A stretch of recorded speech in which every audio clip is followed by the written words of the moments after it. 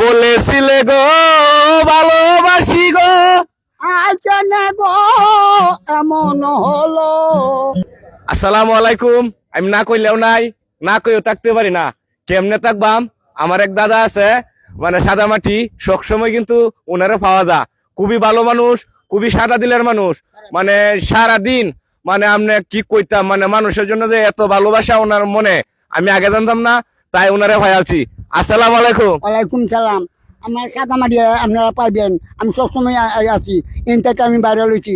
আমার একটা লাইভ আছে, এই পেজ আছে, এটা আপনারা লাইভ করবেন, শেয়ার করবেন, ফলো করবেন। আপনার কাছে আমার অনুরোধ, আমার সাদামাটি সবসময় পাইবেন, সারা বিশ্বে আমার চিনে।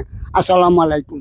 আরো জানলে বাইরে দেয়া সবাই কিন্তু টাকা কামায় নিছে, কারণ উনি কিন্তু টাকা কামাই করতে পারছে না, ফেস তো টাকা করতেছে। অনেক পয়সা না আমার দেহা, আমার যে কাইতে আমার ওনারা দেয় কিন্তু মাইশারার খাইতেছে, তাহলে সবাই আমার দাদার দিকে কিন্তু সবাই একটু নজর রাখবেন। আর আমার দাদা একটা গান দিয়ে কিন্তু বাইরে লইছি, বলেছিলে গো ভালোবাসি গো, আজ কেন গো এমন হলো?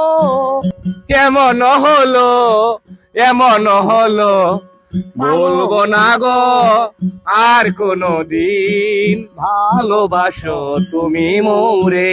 ভালোবাসা কবুল কেন অপরাধ? তাই নিয়ে গো কেন প্রতিবাদ? ভালোবাসা নিয়ে কেন প্রতিবাদ? বাহ!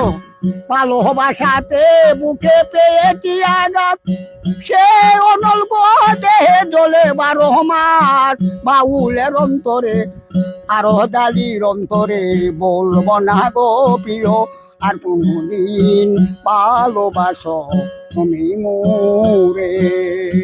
তে অন্তরে কিন্তু আমার দাদা যে গানটা কইছে, অন্তরে কিন্তু কষ্ট একটাই, মানে মানুষে দাদারে দেয়া বি করার নিছে। ঢাকার ইউটিউবার আছে, এরা কিন্তু কামাই করছে, তা আমার দাদা কিন্তু কামাই করতে পারে নাই। তো দাদা নতুন একটা ফেস খুলছে আরজালি। ক্যামেরা লাইভ করুন না, শেয়ার করুন না। তো সবাই দয়া করিয়া আমার আরজালি ভাইয়ের ফেসটার মধ্যে সবাই সাবস্ক্রাইব করে দিবেন। আমি মাটির মানুষ শামীম।